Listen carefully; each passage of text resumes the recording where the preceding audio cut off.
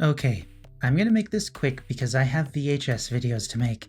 But before I start, for those of you who are super happy with the absolute massive positive changes that came with this patch, I just want to say, you're welcome. Scott John pointed out that this patch was not a result of VHS being announced. This is absolutely true. He said that this patch was being worked on months before McLean left the company, which is also true. But do you remember what was happening in the few months prior to McLean leaving Behavior? Dead by Boycott was all over Reddit, Twitter, and YouTube calling for changes to the sad state of the game. The first video I released on it was June 27th. McLean's last day was August 13th. That's a month and a half. While it's unlikely that our movement was the sole cause of this gigantic patch, it's a definite possibility that the boycott played a part. So again, to those who thought boycotts don't do anything but love this patch, you're welcome. Space Coconut. Of course, it wouldn't be a patch from Behavior without a few colossal problems and oversights that a blind shopping basket would have caught. Hex Blood Favor on Trickster triggers on each individual knife. One of 4 things will happen as a result of this. They'll either fix it by launch, they'll turn Trickster off until they figure out how to fix it, they'll turn Blood Favor off until they figure out how to fix it, or they'll just scrap the change altogether, putting it off indefinitely. The Spirit change is meh. She's basically like every other speedy killer in the game now. She moves fast to chase survivors and hits them sometimes. This sounds like Blight, Nurse, Oni, Hillbilly, Wraith, Legion, Leatherface, Pig, Yellow Gas Clown, Demogorgon, and the Twins. Killers are going to adapt and change their playstyles the way they've done with every other nerfed killer. And survivors will eventually say that it's not enough once killers start doing well again. I mean, survivors are complaining about Wraith. The Deathslinger nerfs, plural, sound like they make him feel more sluggish to play. In addition to the already established Hold W meta, it sounds like Slinger mains are in for a rough season of adjustment, or they'll simply give up the character and go to Huntress or Trickster for their projectile needs. Boon totems. I hate to tell you I told you so.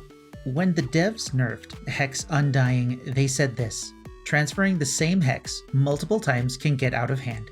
Hexes are meant to be strong perks that can be destroyed, and having to destroy the same Hex 4 times can be a bit much. These aren't going to go live as they are. I really don't think the Behavior devs would be that silly. The questions you should be asking the devs is, why did they think it was okay for survivors to restore boon totems infinitely? Why was it okay for them to be so strong? Do they understand where the time pressure of the game lies?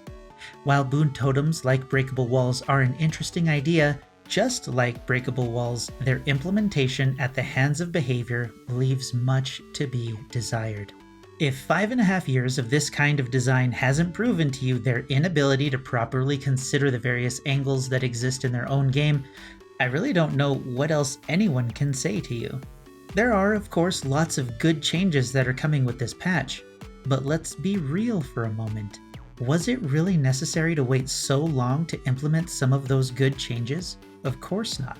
But the issue that caused the delay is also probably why the Halloween event this year is so amazing.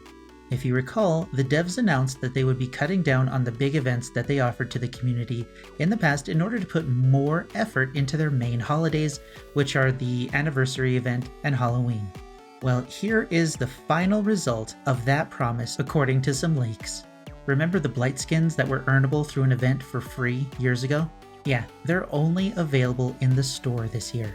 There are event-themed skins in the Battle Pass, so the devs and their apologists can say that we're still getting cosmetics for free. #lawyered. One of those cosmetics is for the new survivor, so in order to use your free cosmetic, you need to purchase the survivor. Wouldn't it be nice if a purchase wasn't necessary and they gave you currency to purchase an event-themed cosmetic of your choice from the store if you didn't buy the new survivor for whatever reason?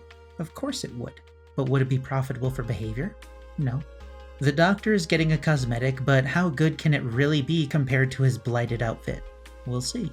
How about their recent announcement of a month-long Halloween celebration filled with a month-long Hallowed festival? Oh wait, that's for mobile. Everyone else gets an event that lasts 2 weeks, which according to the leaks is a super special Halloween-themed tome in the archive. Now the most interesting thing that may be the closest thing to an actual event in the game are the pumpkins in the trials, but they may simply be tied to the super special Halloween tome. Breaking pumpkins will either give you a speed boost or a reduction for 10 seconds. That's it. You excited yet? This is the event that they sacrificed 2 years of events to focus on. This is the result of that effort, and no one should be surprised. But of course, I could still be wrong. Maybe the event will be way better and more than I expect it to be. Halloween should be their biggest event and celebration, right? Well, I guess next to their colossal ego trip that is the anniversary event. Now that I'm thinking about this, compare the two celebrations. The one for Halloween, centered around their game, and the one for the anniversary, centered around the devs, and what the devs did, and their accomplishments in the game. Compare the two events over the past couple of years, and I think we can clearly see who the devs care about most, themselves or the player base. Now, here's the biggest issue with all of this and behavior as a whole. The reason the events are so lackluster and lazy is the same reason it takes behaviors so long to do literally anything needed in the game. They're far too busy trying to fix the game so any changes they implement don't utterly break it. I made this video years ago, and strangely enough, it still holds true. If the devs did Freddy, the Legion, the Wraith, Plague, and the Ghost right the first time, they could have spent more resources fixing the core mechanics of the game instead of having to go back to these old characters and spend even more money, even more resources to fix them. The devs would have much more time to make good changes and think bad ones through to make them better. They'd have enough time to design good community events that are more than themed battle passes. They might even garner enough player goodwill to drive sales of their cosmetics enough so they don't feel the need to sell blight skins that used to be given away for free as event rewards. After years of waiting for the culmination of their promises, this is it. I really don't have much else to say since their choices over the years have said it all for me. Only time will tell what happens from here on out. But one thing is certain. Dead by Daylight is built on a shaky foundation. Be prepared for a mid-chapter patch and all the changes that are coming to the live game. Because we all know what happens to game stability when the behavior devs try and make a simple change. Let me know what you thought of this video in the comments below. Happily, I have a few VHS ideas in the works, so now I get to work on those. In the meantime, I'm Space Coconut, and you deserve better.